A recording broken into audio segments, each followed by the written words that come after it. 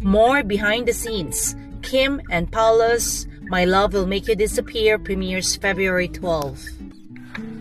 Behind the scenes of Kim and Paolo's much anticipated movie, My Love Will Make You Disappear, which is set to premiere on February 12, 2024, just in time for Valentine's Day. When the teasers were released, many Kim Pao supporters were captivated by the breathtaking cinematography.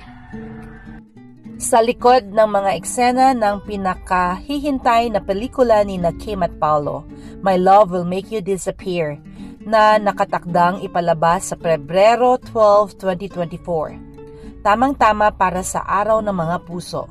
Nang inilabas ang mga teaser, maraming taga-suporta ng Kim Pao ang humanga sa kamangha-manghang sinematografiya.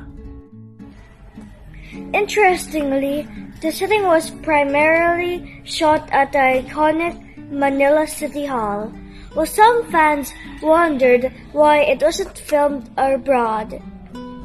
As in the case of Hello, Love Again, it's worth noting that the storyline of Hello, Love Again specifically required an international setting. Kahanga-hanga, karamihan sa mga eksena ng pelikula ay kinunan sa iconic na Manila City Hall and Jones Bridge.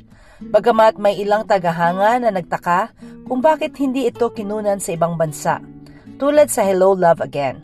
Mahalagang tandaan na ang kwento ng Hello, Love Again ay talagang nangangailangan ng international na setting.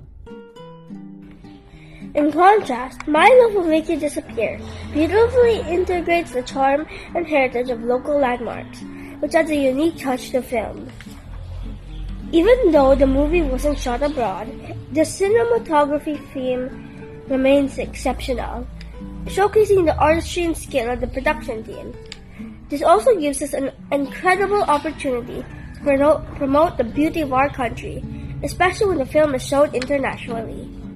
Sa kabilang banda, ang My Love Will Make You Disappear ay mahusay na naipakita ang kagandahan at kasaysayan ng mga local na puok na nagdadagdag ng natatanging ganda sa pelikula. Kahit na hindi ito kinunan sa ibang bansa, ang sinematografiya ng pelikula ay nanatiling kahanga-hanga na nagpapakita ng husay at talento ng production team.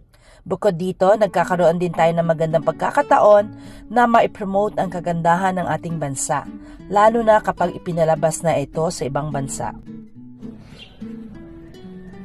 Now let me guess. Paolo's character seems to come from a wealthy family, but for some reason goes into hiding and ends up in Kim's world.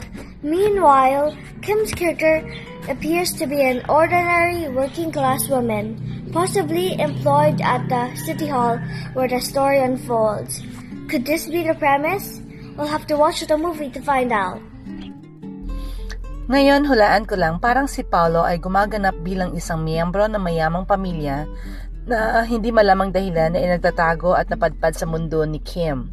Samantala, tila si Kim naman ay gumaganap bilang isang simpleng manggagawa, marahil ay nagtatrabaho sa City Hall kung saan umiikot ang kwento. Ganito na kaya ang takbo ng kwento? Kailangan natin panoorin ang pelikula para malaman. So all fellow Kim Pao fans, let's rally together to make this film a phenomenal success. Spread the word and encourage others to watch it so we can reach the remarkable milestone of 1 billion views. Sa lahat ng kapwa taga-suporta ng Kim Pao, magkaisa tayo para gawing isang malaking tagumpay ang pelikulang ito. Ibahagi ang balita at hikayatin ang iba na panoorin ito upang umaabot natin ang kamamangha-manghang milestone na 1 billion. Sama-sama nating suportahan sina Kim at Paolo at gawing walang kupas na obra ang My Love Will Make You Disappear. Huwag kalimutang markahan ang inyong mga kalendaryo sa Pebrero 12, 2024. Together, we can support Kim and Paolo and help make My Love Will Make You Disappear a timeless hit. Don't forget, mark your calendars for February 12, 2024. Stay tuned for more Kim Pao updates. Please don't forget to like, comment, and subscribe to our YouTube channel Hershey Twins.